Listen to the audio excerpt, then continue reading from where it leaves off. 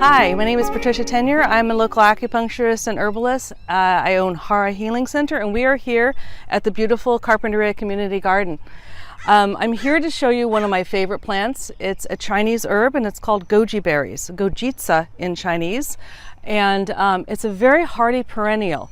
It is a deciduous perennial, but it grows in all environments, usually zones 2 through 9, but it has been found growing in areas where it can get to below 10 degrees Fahrenheit.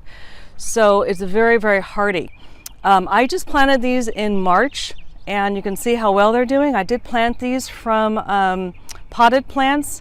So this one I took out from my other garden. So this is about 6 years old, and you can see the difference between this one and this one that's about a 2-year-old plant.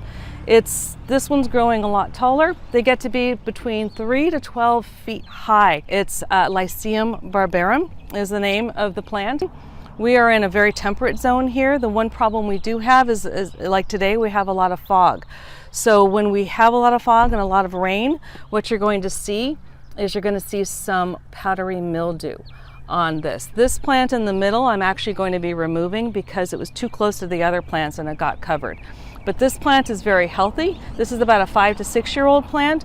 This plant right here, I planted both of them in March. I transplanted that, so it's actually doing quite well. As you can see, these are the flowers. It's such a beautiful flower. They're related to the eggplant and tomato, same family, in the nightshade family. And this is its little goji berry. We have our first 2 goji berries. This is very early for it. They tend to flower in mid-spring to mid-summer, and they start fruiting mid-summer to fall.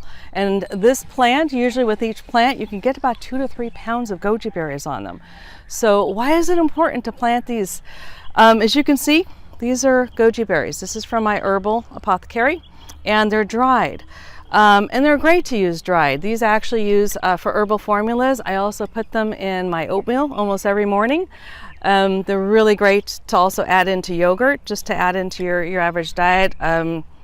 They're really wonderful, but they're dried. How amazing would it be to have fresh goji berries? It'd be like fresh blueberries. And they don't package very well. They bruise very easily. When you take them off the vine, you can bruise them very easily. So they're not cultivated for fresh sale like a blueberry. They're usually cultivated and they're dried, but you can eat them fresh and they're really amazing. You can even juice them and have goji berry juice. You need a lot of goji berries, but you can still do it. So that's why you should plant them. They're so easy to plant.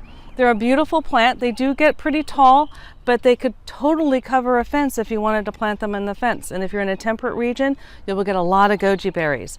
We all know goji berries are very important. They're full of antioxidants. They're very high in protein. They have about 340% of your vitamin A, which is why in Chinese medicine, a lot of times they're used to build blood, but they're also used for the eyes. That's probably because of a lot of the vitamin A that it has in it. High in vitamin C as well. They also have 18 essential amino acids. So they're just a superpower food. I would definitely plant some in your garden if you can, especially if you're in Carpinteria. Plant lots of them. I love my goji berries, and I hope you start growing them because they're very easy to grow. Thank you.